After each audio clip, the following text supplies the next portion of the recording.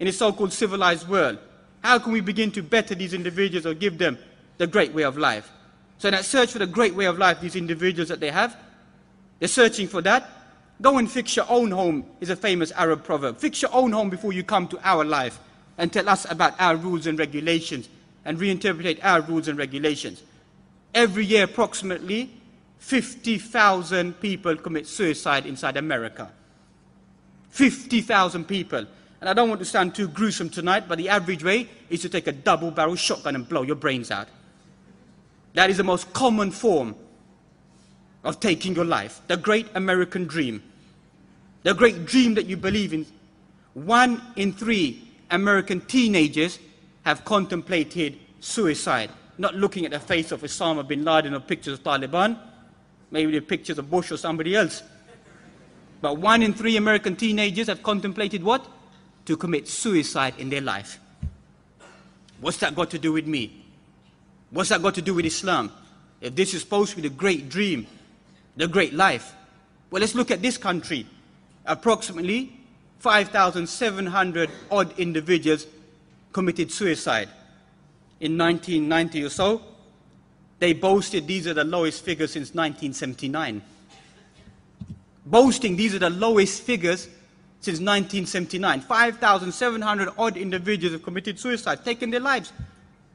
The Scandinavian countries, where you find the best, highest rate of living, of life, even the prisons become a 5-star hotel for you. But yet you find you walk into work one day and you find, where's your colleague? Well, he's just gone to God, on his way. Wants to travel to God slightly early. Why? You possess everything that you have.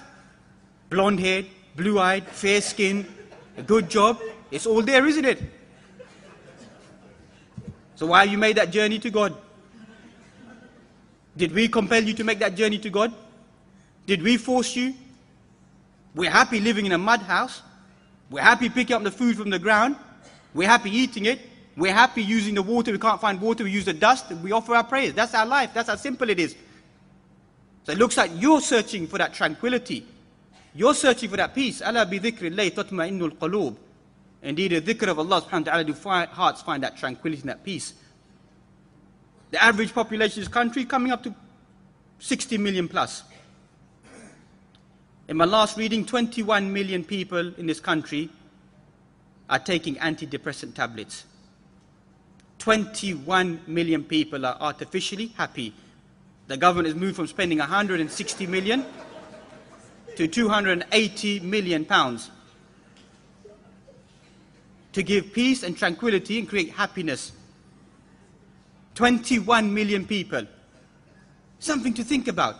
So why should we be so worried about that the Sharia, as they try to say, is barbaric?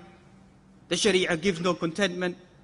The Sharia doesn't give a way of life, doesn't create stability. These are all doubts which are being thrown into our mind, into our hearts, to make us develop that there is no love of the Sharia, there is no Sharia. The Sharia is a medieval practice. The amputating of hands, the executions. Well, the death penalty still exists inside America at the moment in certain states. Gruesome way to die.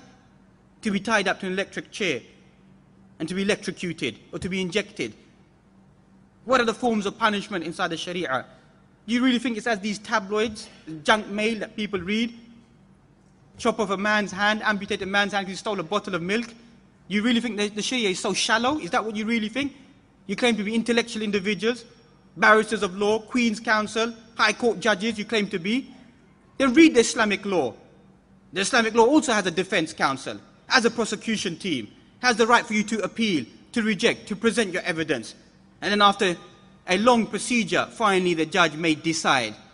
After a long procedure, may decide to amputate your hand. It's not quite simply you stole a bottle of milk, and they try to perceive, and that's it. They decide to chop off the man's hand, decide to stone a man to death. No. It's a very, very long procedure. You find the amount of